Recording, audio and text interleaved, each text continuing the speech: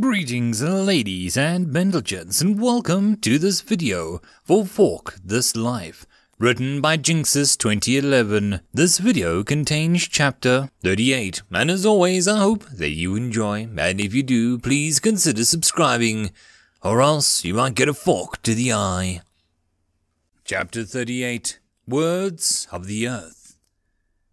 First things first, I discard the thought of reading books about the elements that I'm ready learning. I could possibly get ahead of the content and I will learn in classes, or learn things outside the content, but then what would be the point of going to those classes? Better to learn something that I won't learn in the classes, but will supplement my understanding of magical skills. Plain magical theory? No doubt I'll be partially explained in classes, but furthering my understanding of magic itself could be beneficial. Still, to focus on just that, especially if I were to do the entire term, would get somewhat boring. There are a few books in this general section that could be interesting: studies on monsters, metals, herbs, the system itself, locations, worlds, and history. Some of them would even definitely be helpful to pursue, but much of it would only be useful once I leave the academy. I think that, for at least now, I should focus on the matters of magic. Jarl mentioned during class Terran, literally a language of Earth. If there's a Terran, let me see, yep. There's Aquan, Ignite, and Arius as well, even Luxia and Tenbrio, all named in Latin, again, a language from Earth. It doesn't make sense, especially as I haven't heard mention of the Latin languages since I died. Wondering about it isn't going to find me any answers though. Best I focused on the here and now, rather than pondering the worlds and their intricacies. It could be interesting to learn one of these languages, and it would increase the effect of my magic in that element. I suppose the question now is, which one? Water, wind, darkness are ruled out simply because they are learning them right now. So, earth, fire, light are my options. I suppose the best thing would be to have a look at each of them and see which is the simplest to start with. So I take out a book on each Terran, Ignite, and Luxia, lay them out on the table in front of me, and slowly start to read through each. As I flip the last page of Luxia shut, I frown internally. It doesn't look like learning language will be as simple as I'd thought. Even with perfect memory, memorizing the vocabulary is a large part, sure, and I could do that. But most importantly is the grammar and the sentence structure. Nothing can substitute that sort of thing but practice and analysis of examples.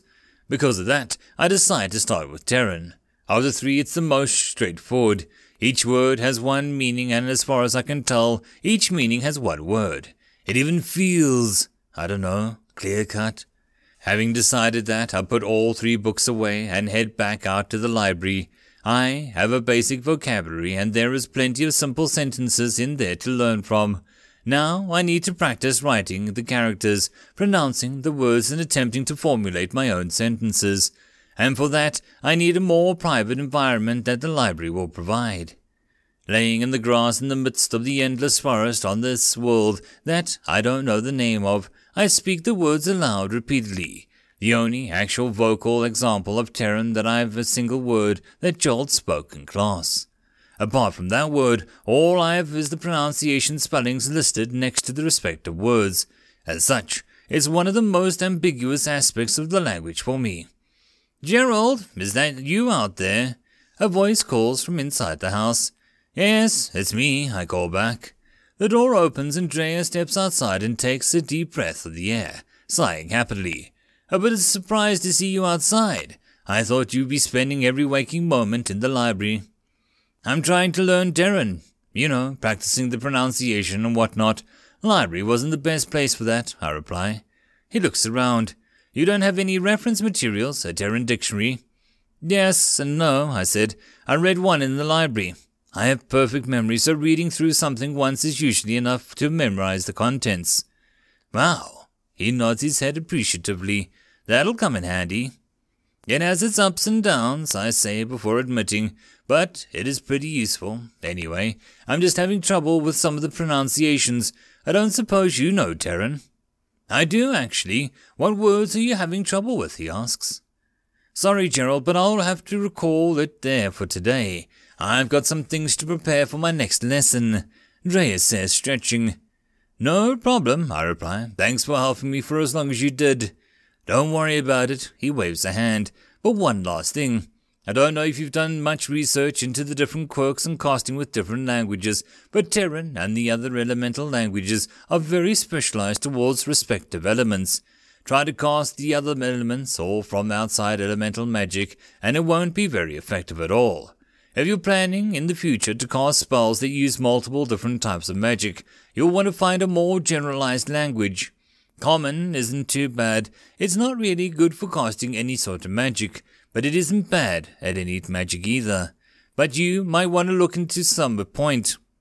I will, thanks, I say appreciatively. Drea heads back inside through the portal. Meanwhile, I decide to keep practicing for a while longer. My next class isn't until Monday morning and the sun is only just setting. Wait, I'm on a different planet, so the orbits, and therefore the day-night cycle should be different. Right? I head through the portal and out into the courtyard. I was right. The sun is in a different position in the sky than it was on the other planet. That will be a problem. It's not as simple as the difference in time zones. In all likelihood, the two planets are orbiting different suns at different distances and different speeds, and rotating about their axis at different speeds. I don't have the time, knowledge, or the patience to calculate something like that. I need a clock. A plain and simple mechanical clock, or a magical clock that doesn't rely on things like position of the sun, I suppose. Well, strictly speaking, I don't need a clock. I can just check through the portal every now and again, after all, but it would be nice. I suppose that's something I can think about for the future. For now, I just keep in mind that there's a time difference. Careful, careful, the teacher tuts. Plenty of people burn themselves at the first time casting fire magic. I can heal you without a problem, but needless to say, the little burn will still be painful. Even before his words finish falling from his scaly lips, someone yelps as the fire that they create burns a bit too close to their fingers. The teacher takes long strides towards them and gently cups the hand in his. A pale flame flickers around the hand of the student, but instead of a cry of pain, they let out a sigh of relief. The teacher inspects the student's thin fingers, asking, "Are you all right?" Shaking their head, the student wipes a tear from the corner of their eye surreptitiously. "I can't do it." "Of course you can," the teacher reassures them. "Plenty of wizards burn their hands the first time of doing fire magic. It's nothing to be ashamed of." The student looks up at him tearily. "Did you burn your hands?" "Well, I'm a draconian. Our hands don't really burn unless the fire is very, very hot," the teacher says, showing the student his scaled hands. "Look, let's try it again, together." The teacher slowly coaxes the student through the process as I look on, a small tongue of flame drifting in front of me. Fire. Source of life, harbinger of death, harsh, comforting, hypnotic, and my first spell with offensive applications in deadly combat. Simply turn up the heat, add some range capabilities, and it's deadly. Simple, yet effective. Well, as soon as I learn to do either of those two things. Plus, I need a better way of managing spells than keeping them constantly tethered to me with a channel of magic. The air is not efficient mana conduit, and nor is the consistent one. Fluctuations in conductivity can easily cause an inexperience and the undercompensate when they need more mana and overcompensate when they need less. Well, it's not really his problem as far as I can tell from larger spells, as the fluctuations in mana are relative to the existing mass of mana, rather small and negligible. But with smaller and more precise spells, I can see it becoming a limiting factor. With something like a fire spell, overcompensating with the amount of mana you're infusing into the spell can literally mean a blowing up in your face. Well, that's probably an extreme example, but I think it could happen. After the class, I head outside to the courtyard, waiting there for Ouya and Lamar. With interesting addition of Spark, the fairy from yesterday's light magic class. All of us happened to have the afternoon off, so we had decided to make it one of the times that we would get together and chat. "Hey guys, how's it going?" I ask. "Pretty good. How was your fire magic class? Can you cast fireballs now?" Ouya asks in reply, eyes shining. Not quite, I reply, intoning fire to create a small flame before snuffing it out. Just a basic bit of fire for now. Turns out it's quite dangerous learning fire magic, and the teacher spent a fair bit of time healing people and helping them safely cast. But thanks to that, no problems for you, right? Lamar asks. I mean, you're metal. You can't burn. Little fires probably can't hurt me, no, I agree. But if it's hot enough, I can melt, and even if not, heating and cooling metal can sometimes weaken it. So, even I need to be careful around fire. Wait. Is the fork talking? Spark exclaims, zipping over to me and knocking into one of my tines. Why is no one else freaking out about this? That's Gerald. He's in our light magic class, remember? On the desk left of mine. Ouya reminds him. How was I supposed to know that it was a person? Spark throws the little hands up in exasperation. I just assumed that someone was having a lunch and they had left behind. What in the world? I get that sometimes. Doesn't help that I don't talk much, I say with a little amusement. How do you talk? How do you fly? Heck, how do you see? Sparks rapid-fire questions at me, eyes wide. I talk through this magic tool on me, I see through the other magic tool, and flying using telekinesis, I reply. What? Spark asks, looking at me blankly. Telekinesis, I reiterate, the ability to move things with my mind. Imagine it is an invisible hand raising me up into the air. So, it's magic? Spark asks, still staring blankly at me. No, it's a psychic ability based on the... I notice his eyes entirely glaze over. Yeah, you can think of it like that, I suppose. So, what have you guys been doing today? Practicing with light magic, Ouya says excitedly, casting a ball of light before his mana runs out again and it fades away. It's just so cool. It's like a candle, but I don't have to worry about it burning the house down. And it's so bright, he exclaims. Do you have experience with accidentally burning houses down? It's pretty cool, right? I agree. And this is only the basic stuff. Imagine what we'll be able to do a year from now. I'll be able to cast illusion magic and make me look a large, muscular man, Spark says with great zeal. What? It'd be fun. As Ouya and Spark discuss the great excitement with all the awesome spells that they might be able to cast a year from now, I can't help but notice Lamar isn't really paying attention and is looking off towards the east. What's up, Lamar? I ask. My dad's setting sail from the port sometime this afternoon. I thought I might be able to go see the ship from here, but the wall's too high, he replies a little sadly. The academy, of course, is surrounded by barriers, both magical and physical. It ensures the safety and privacy of everyone studying here, but it does hamper the view from the lower floors somewhat. There are a few balconies up high, but they aren't accessible to the students. There are windows, I suppose. Most of them are small, though, and there are other tall buildings in the city that would block the view. Again, the window high enough to provide an unrestricted view is off limits to students. Heading through the city to the docks would take quite a while, as well, not to mention I'm not exactly familiar with the laws practiced there, or what parts of the city would avoid. Not a problem if I were on my own, but if I'm with others, especially when they're young, I want to know a bit more about the area. Or that really only leaves us with one acceptable option. There's a mountain a bit to the northwest of the academy that should have a good view of the port and the sea, I offer, but it would be a fair hike. I'm up for a climb if the others are, Lamar replies, looking a bit brighter at the idea. Sounds like fun, Ouya says. I hadn't realized he'd been listening. On the other hand, Spark definitely hadn't. What now? He blurts out quizzically. What are we doing? Gerald says there's a mountain near here and that we can see the sea from it. Ouya explains. All right then, let's go, Spark exclaims. Are you guys sure? I ask, a bit concerned. It won't be an easy climb. Ouya shruggles. I climb mountains sometimes. I'm fine. I grew up climbing rigging, doesn't that count? Lamar asks. I can fly, Spark notes. If you're sure, I say. Do you have food and water? We have some food. Now let's go already, Ouya exclaims. All right, let's go then, I say, suddenly realizing that I sounded like someone's mum.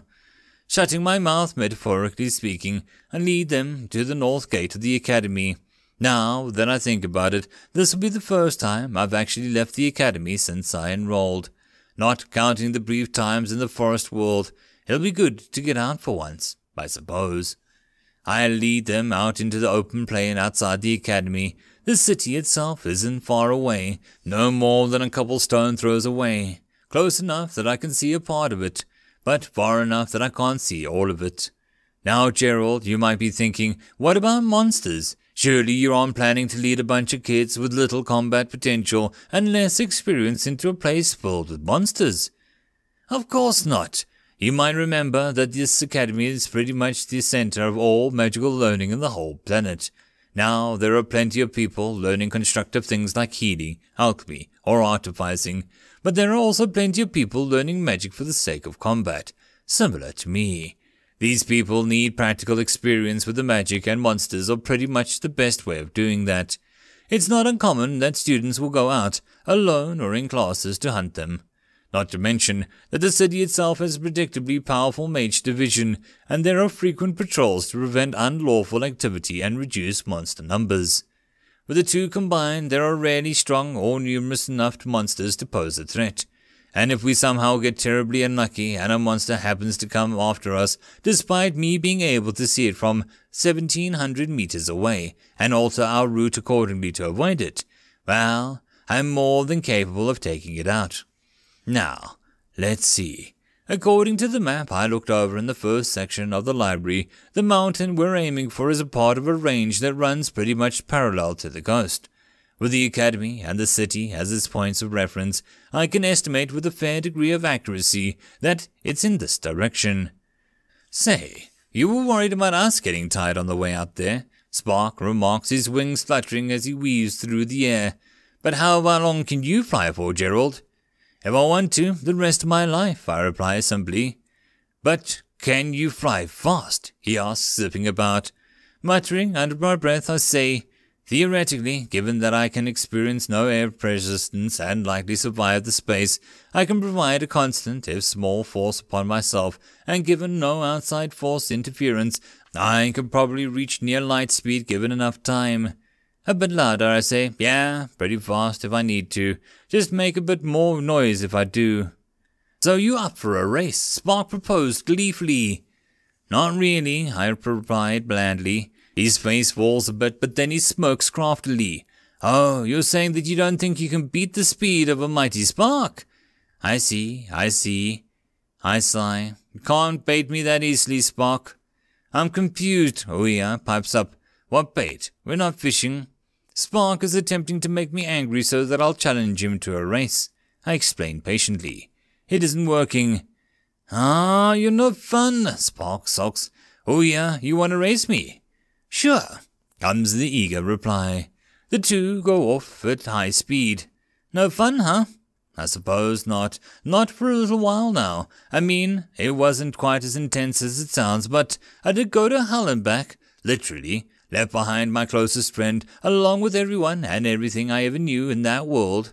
Interestingly, I think that probably had more impact on me than dying did. I've been trying to act like I usually do, but it's hard. What even is normal anymore? Magic and monsters, demons and undead, men and gods. It's madness. Everywhere I turn, there's something new to throw me off. First the system, then I'm a fork, goblins, adventurers, magic, gigantic nope spiders, psychics, key, gods, fighting spirit, hell itself, apparently superpowers, being made of air itself and walking, talking bipedal animals. There's just so much that I can't even get a hold of what normal is in this world. Honestly speaking, after what I saw in hell, I'm paranoid. That is, more paranoid than before. Don't know if I'll be able to trust people anymore. I'm clinging on to every little piece of information about myself, not letting anybody know anything, lest they use it against me. Even though the rational part of me knows that I don't need to worry about it, I keep a constant eye on everything and everyone around me at all times, even the people that have been nothing but good to me. Socializing with these guys will probably be good for me, slowly lowering the barriers. After all, they're not going to turn on me. Probably. I guess we should catch up with them, I say. Lamar nods, picking up the pace as I accelerate to match his speed. We're halfway up the mountain and Spark is resting on Ouia's shoulder, tired from flying such a distance. He's plucky, but he's also pretty small. What's 1 kilometer to us must be like 10 to him. On the other hand, Ouia and Lamar are doing quite admirably, still walking without pause in their step. Thankfully, this mountain has a path to the top.